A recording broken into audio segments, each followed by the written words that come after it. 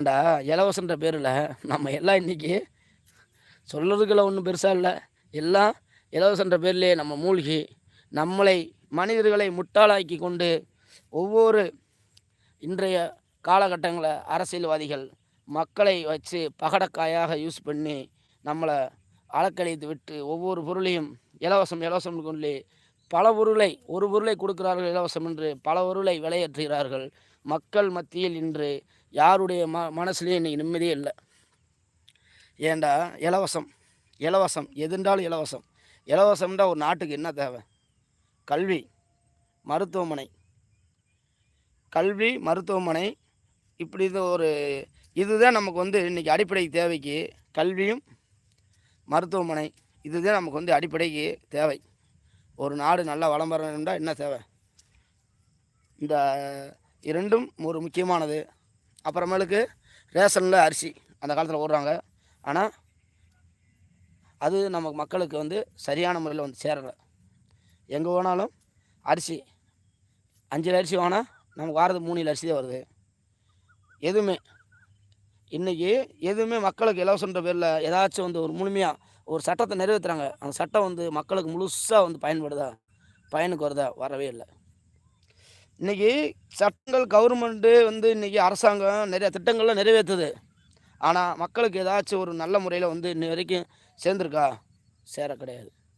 மக்கள் பயன்படுறாங்களா? இல்லை. ஆனால் இந்த திட்டம் அரசாங்கம் போகிறதுனால அந்த அரசாங்கம் சார்ந்த அரசியல்வாதிகள் பெரிய பெரிய ஆளுகள்லாம் பயன்படுறாங்களுடைய அப்பாவி ஜனங்கள் யாரும் இன்ன வரைக்கும் பயன்படுறதே இல்லை. அப்பாவி ஜனங்களுக்கு சரியான முறையில் சேரலை. இன்றைக்கி நாடு இந்த பேரழிவை சிந்திக்க காரணம் என்ன? எல்லாம் இலவசம். இந்த இலவசம் நம்ம என்றைக்கு வேணாம்னு நினைக்கிறோமோ, இலவசம் வேண்டாம், எங்களுக்கு நல்ல ஆட்சி அமைகள், எங்களுக்கு நல்ல நன்மையை செய்யுங்கள். அதாவது நாட்டில் இலவசத்தை கொடுக்குறத விட நமக்கு நல்ல ஒரு வேலை வாய்ப்பு கொடுக்கலாம்.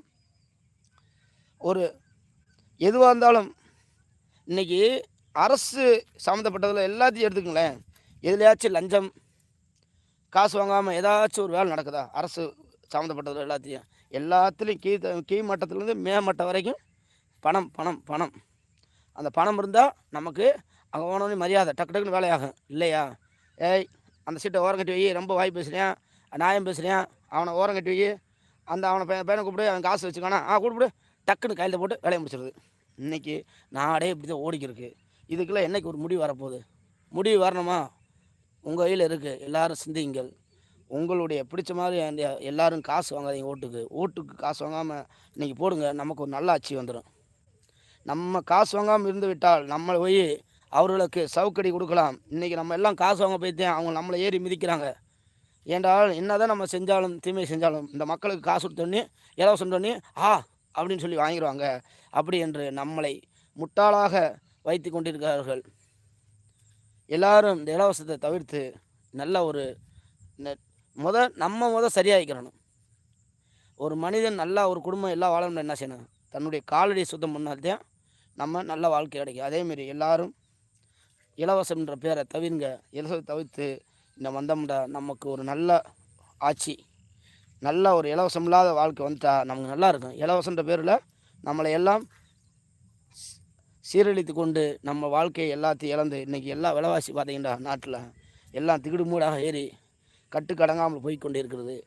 இன்றைக்கி ஒரு பொருள் கடைக்காரன்ற பேரில் ஒரு பொருள் விற்கிறாங்க. பொட்டி கடைக்காரங்க கூட அவங்க ஒரு விலையை வச்சு நிர்வாகம் பண்ணி செய்ய முடியுது. ஆனால் இந்த விவசாயி எவ்வளோ பயிர் வாங்குகிறோம், உற்பத்தி பண்ணுறோம், இந்த பயிரை அவங்களே விலை வைக்க முடியுதா? ஆனால் நம்ம இந்த விவசாயத்துக்கு தேவையான பொருள் ஒரு கடையில் வாங்குகிறோம். அப்போ அவங்க சொல்கிற பொருள் விலை கொடுத்தாலும் வாங்கிட்டு வரோம். மீற முடியுதா? நம்ம சொல்கிற விலை கொடுக்குறாங்களா? இல்லை. அவங்க சொல்கிற விலைக்கு வாங்கிட்டு வரோம். ஆனால் நம்ம விளைவிக்கிற இந்த விவசாய பொருளுக்கு நம்ம விளைவிக்க முடியுதா? இது ஏதாச்சும் ஒரு அரசன் ஒரு நிர்ணயமாக ஒரு விலை வச்சு செய்தா? இன்றைக்கி ஒவ்வொரு கலரு, ஒரு பிராண்டு, பூஸ்ட்டு, ஹார்லிக்ஸு, சோப்பு, சீப்பு, கண்ணாடி எல்லாத்துக்கும் ஒரு நிர்ணயம் வைத்து அந்த பொருள் தயாரிக்குங்க வெளியிடுறாங்க. ஆனால் விவசாயம் இன்ன வரைக்கும் எத்தனை பொருள் விவசாயம் அரிசி மூட்டை பருப்பு எல்லாம் தயாரிக்கிறான். உணவுப் பொருள் அவங்களுக்கு விளை வைக்க முடியுதா? இதுதான் இன்றைய கலியுகம், இன்றைய ஆட்சி எல்லாம். இதை புரிந்து கொண்டால் நம் வாழ்க்கை மகிழ்ச்சியாக இருக்கும். எல்லோரும் மகிழ்ச்சியாக வாழ மனிதத்துடன் வாழுங்கள். வாய்மை வெல்லும்.